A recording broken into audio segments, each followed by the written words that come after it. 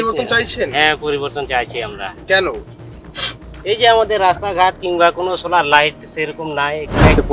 পরিবর্তন জনগণ চাইছে, তাহলে নিশ্চয়ই এরকম একটা পরিবেশ শুধু এই হরিহরপুরে না, আমরা চারিদিকে ঘুরছি, সব জায়গায় শুধু পরিবর্তন।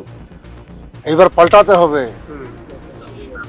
মানে এতদিন কর্মী আমরা জানতাম যে তৃণমূলের ওই কর্মীরা চোর, কিন্তু দিদিও তো চোর।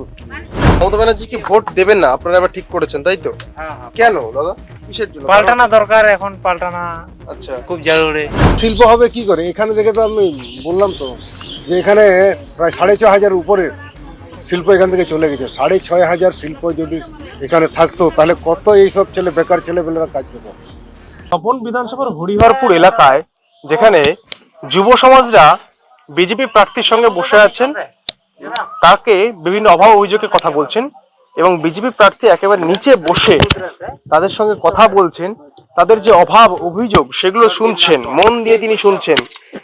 তাদের কাছ থেকে শুনবো কি বলছে। এবার কি লাস্ট 15 বছরে ভাই কি করেছে তৃণমূল? পরিবর্তন চাইছেন? হ্যাঁ, পরিবর্তন চাইছি আমরা। কেন? এই যে আমাদের রাস্তাঘাট কিংবা কোনো সোলার লাইট সেরকম নাই এখানে। একটা টিউবওয়েলের দরকার, আমাদের টিউবওয়েল দেয়নি। এগুলো যদি দিত তাহলে তো খুব ভালো হতো।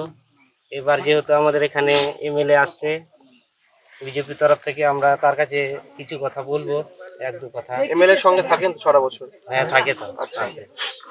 এবার ওই জন্য চাচ্ছি আমরা চেঞ্জ করব। চেঞ্জ করবেন? হ্যাঁ, এবার বিজেপিকে ভোট নিয়ে পুরো আসতে চাচ্ছি। বিজেপিতে? হ্যাঁ, বিজেপিতে দিব। মমতা ব্যানার্জিকে ভোট দেবেন না আপনারা এবার ঠিক করেছেন, তাই তো? কেন দাদা, কিসের জন্য? পাল্টানা দরকার, এখন পাল্টানা আচ্ছা, খুব জরুরি। কেন? বাংলাতে রোজগার দরকার। এই ইয়ং চ্যাংড়া প্যাংড়া গুলো কোনো কাজ কাম নাই, সেরকম রোজগার নাই। আপনি কি করেন? আপনি কি করেন? আমি বাড়িতেই থাকি, গৃহস্থরে করি, কৃষি কাজ। কিছু কাজ করেন? হ্যাঁ, এইভাবে চলছে না দিন, তাই তো? চলছে না এরকম।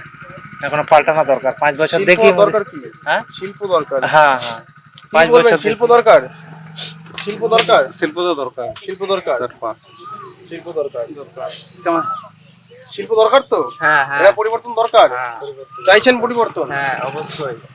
এইরকম গাছতলায় বসে জীবন কাটবে? ওটাই তো, এখন সরকার কিছু করছে না। মমতা ব্যানার্জি দেখতে আসে আপনারা কেমন আছেন? না তো, আসে না, সময় নেই নাকি? সময় নেই। আমি দাদার কাছে জিজ্ঞাসা করবো, বিজেপি প্রার্থী দাদা, কি এরা মানুষরা বলছেন যে কিছু দেয় না, কি করবে? পরিবর্তন চাইছে।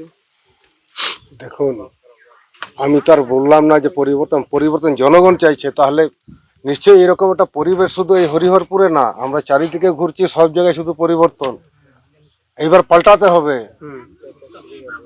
মানে এতদিন কর্মী আমরা জানতাম যে তৃণমূলের ওই কর্মীরা চোর, কিন্তু দিদিও তো চোর। দেখেছে না, ফাইল চুরি করেছে। কাউকে কিছু না বলে জোর করে নিয়ে যাওয়া, সেটাই তো চুরি নাকি? এটাই আমি জানি। হ্যাঁ, আমি তো মনে করি যে ওকে অ্যারেস্ট করা দরকার আছে, মমতা ব্যানার্জিকে। হ্যাঁ, অ্যারেস্ট করা দরকার আছে, কারণ সংবিধান সবার জন্য সমান। ওদের কি হচ্ছে, যারা তৃণমূল করে তারা ধর্ষণ করবে, খুন করবে, দুষ্টামি করবে, চুরি করবে, মানে তৃণমূল করলে মাপ।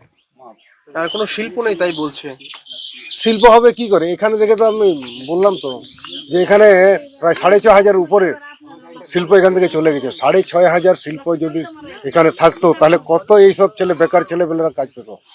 কারণ একটা জায়গায় যে শিল্প হয়, শুধু ওই শিল্পে যদি 1000 লোক কাজ করে, 500 লোক কাজ করে, সেখানে দেখুন তাদের যাতায়াতের জন্য টোটো লাগবে, তারপর সেখানে টিফিন খাবে, দোকান বসবে, মানে অনুসারী কত এইরকম লোকের চলবে। এবার কি চাইছেন? মমতা ব্যানার্জি কি দুর্নীতি যা করেছে গ্রেপ্তার হওয়া উচিত? গ্রেপ্তার হওয়া উচিত তো। হ্যাঁ, গ্রেপ্তার হওয়া উচিত। গ্রেপ্তার হওয়া উচিত মমতা ব্যানার্জি, হ্যাঁ, গ্রেপ্তার হওয়া উচিত। একদম মমতা ব্যানার্জির গ্রেপ্তার হওয়া উচিত, এই কথাই এখানকার যুব সমাজ তারা বলছেন। পাশাপাশি শিল্প দরকার, আর শিল্প আনার জন্য তৃণমূলকে সরিয়ে আবার বিজেপিকে দরকার।